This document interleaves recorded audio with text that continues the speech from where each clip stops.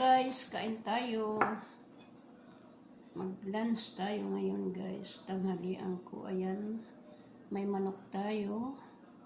Aywan ko kung mauubos natin to guys. At may sausawan tayo. Kamatis at toyo. At may juice tayo at tubig. Ayan guys. Ayan, kain tayo. Sabay na kayo sa akin. Ayan, kain tayo ang ating pritong manok. Magkamay tayo kasi prito ang ating ulam. Pag may sabang kain tayo, kain. Ayan, kamayin na natin yung kamatis. Ayan. Kamatis. Kapartner ng manok.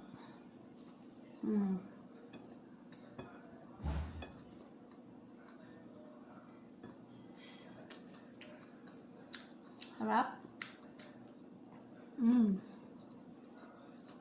Yummy.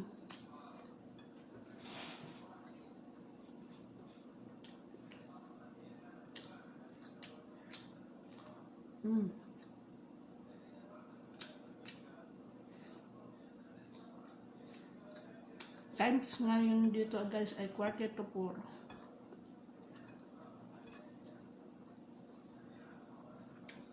Quarter to 4 na ngayon dito sa Saudi. Ayan.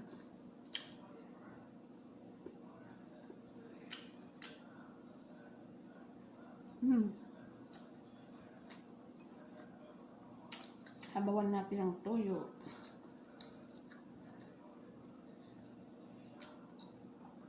Kailangan kasi may basa-basa yung kanin kasi hindi pa matibay yung aking ipin. Kaya ayan, may sabaw na toyo.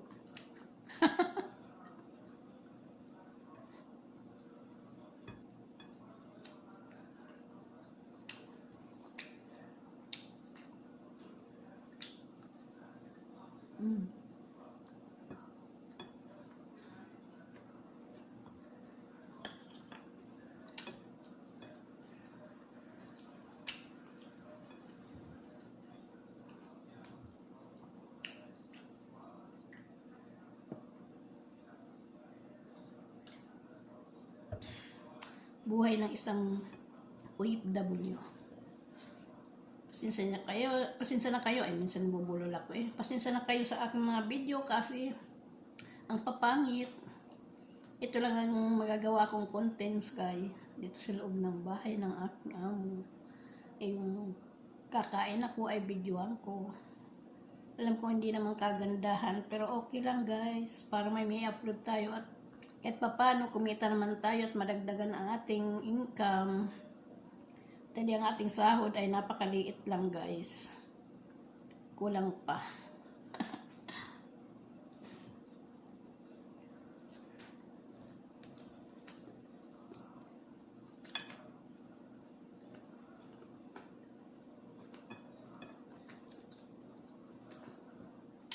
Kulang pa sa pamilya ang sahod natin.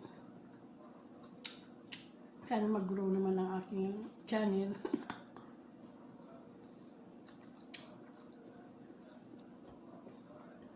Para pag-uwi natin sa Pilipinas, eh, kahit na pambiling bigas, pambiling asin, pambiling sabon, at yung kakailanganin sa loob ng bahay.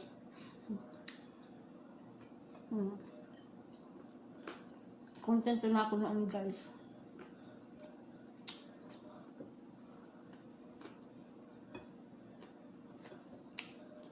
May edad na si Ate Tere, hindi na pwedeng magtrabaho. Hindi na pwedeng bumalik dito sa Saudi. Magsisenyor na tayo.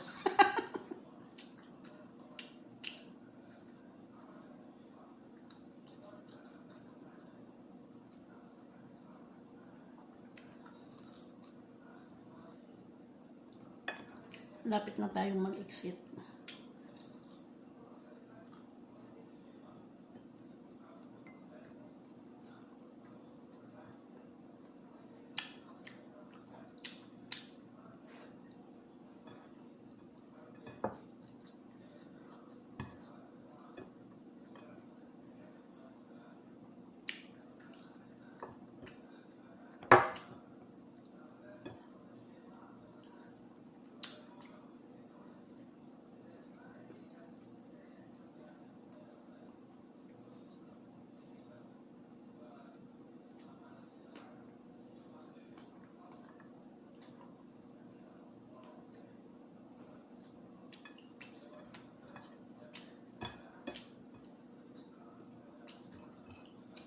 Wala tayong magawang ibang content guys sa loob ng bahay.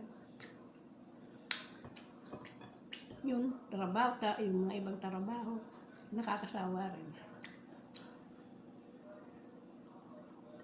Ganito na lang, kain-kain, mag-video.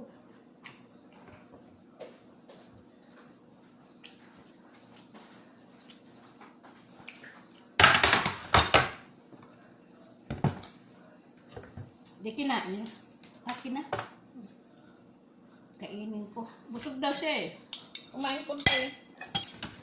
Sabi ko, Ano kinain mo na naman kapo chips. Diyan lang naman yung kanin niya. Akin na. Sayang malaki. Ayan mo lang mamaya ko. Yung ano itong... Sayang itong mga batang Ayan. ito. Mag-tips na naman kasi siya eh. Chips na naman. Busog na yung chips. Yung isa akala ko nanonood at kumakain. Ay, Diyos ko, natulog na pala. Tulog na. Ginanong ko ngayon mata. Inalok na. Sabi ko na lang para mamaya. Ano sa katabi mo pagkain? Nakala ko kumakain siya. Wala. Narunin ko yung mata niya. Wala. Itulog. Nununod tulap ka, ano? Sa iPad niya. Ay, tulog na. Pinaliktad, ginanong ko nga yung mata niya. Wala tulog. Paano? Anong oras na yung natulog kagabi? Natulog ka na ata, isa gising pa. Naku, Diyos kong bata. Ano nga daw sinisip Tapos umalis ko? pa yung bisita kagabi. Naku, ay mag-aalauna na. Tama nga daw yun. Amo ni ano. Sino nga ba yun? Ang Pilipino ang punta rito. Nakalimutan ako pangalan.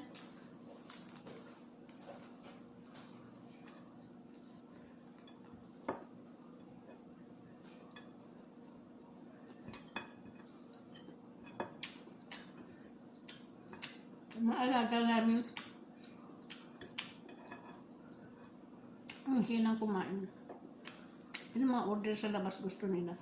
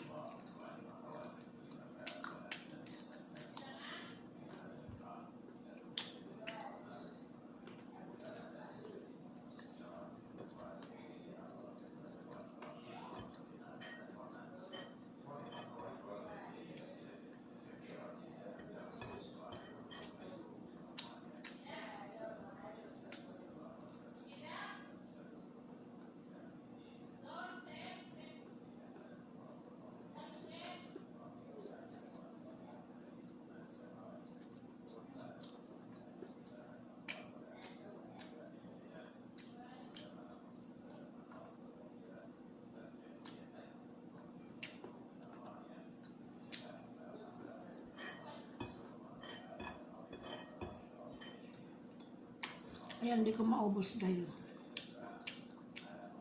May isang hita pa at mayroon pang maliliit. Ayan.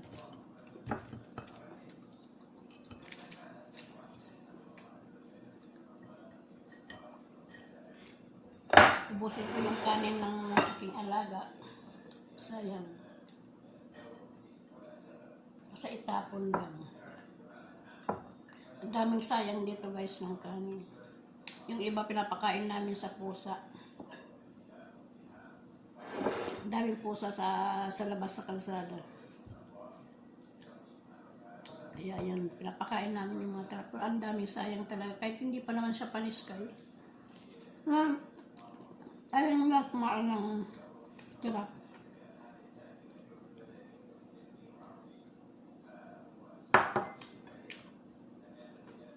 Bata dito ang hina kumain ng kanin. Samantalang sa Pilipinas, ang titibay kumain ng mga bata ng kanin.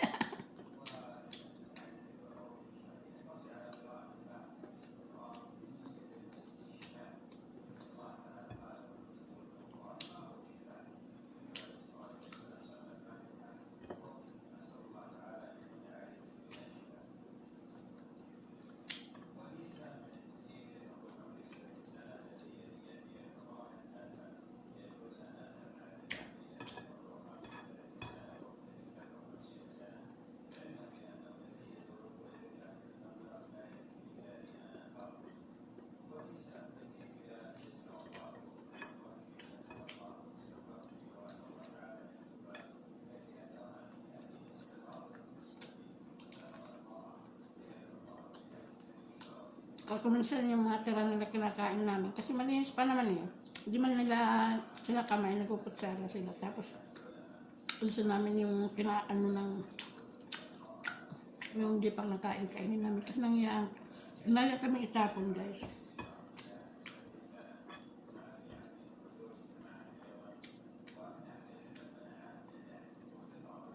Ang dami namin tinatapon na pagkain. Pag may bisita kami, may mga tirang mga sandwich. Pag wala na kumakain, sobra ko na hinayang. Tapon na. Nagsasawa naman ako sa kakain.